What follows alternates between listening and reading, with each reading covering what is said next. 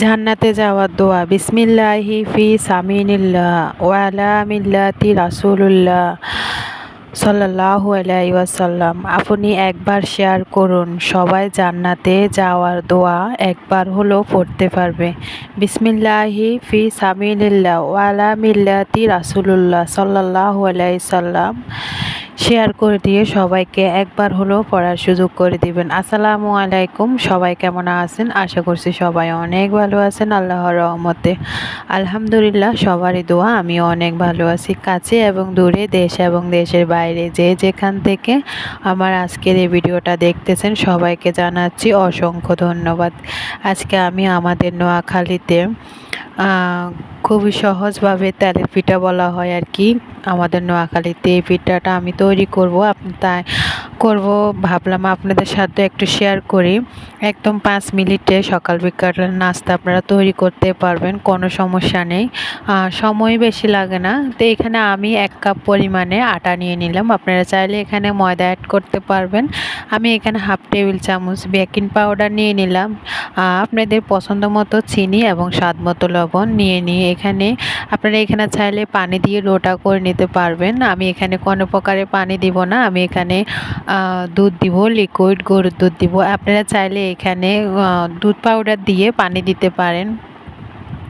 দুধটা দেওয়ার কারণ হচ্ছে পিঠাটার স্বাদটা অনেক গুণে বেড়ে যায় দুধ দিলে। আর আপনারা চাইলে এখানে ডিমও অ্যাড করতে পারবেন।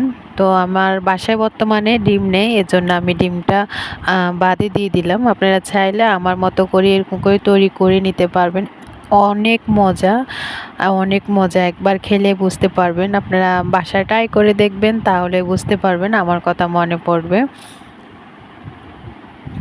এখন এটাকে আমি একটা চামচের সাহায্যে ছোট ছোট করে তেলের মধ্যে ছেড়ে দিব। এই তেলটা আমি চুলায় আগে থেকে গরম করে রেখেছি, একবারে গরম না, আমি হালকা একটু গরম করে রেখেছি। এখন আমি পিঠাটা একটা একটা করে ছেড়ে দিব। আপনারা চাইলে এখানে হাত দিয়েও করতে পারবেন।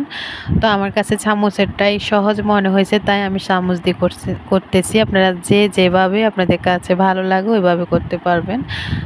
এভাবে করে সবগুলা দিয়ে এই পিঠোপুট করে ভেজে নিবে একটু বাদামি কালার হলে।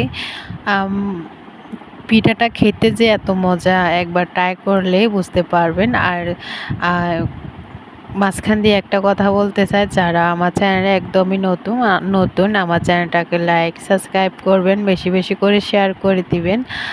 আর ফেসবুক পেজ থেকে দেখে থাকলে আমার পেজটাকে ফলো দিয়ে রাখবেন।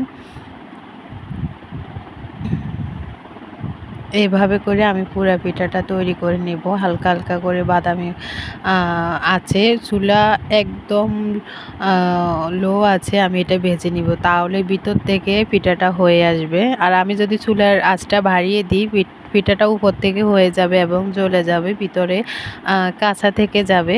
এজন্য আস্তে আগুন দিয়ে আমি এটাকে এপিট ওপিট করে বাদামি কালার করে ভেজে নিব। আপনারা চাইলে এভাবে করে তৈরি করে নিতে পারেন, একদম সহজে সকাল বিকাল নাস্তা, এবং কি আপনার বাচ্চাদের টিফিনও এটা দিয়ে দিতে পারেন।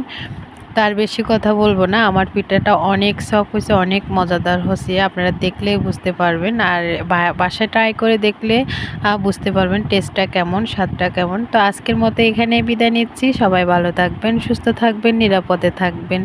আল্লাহ হাফেজ, আসসালামু আলাইকুম।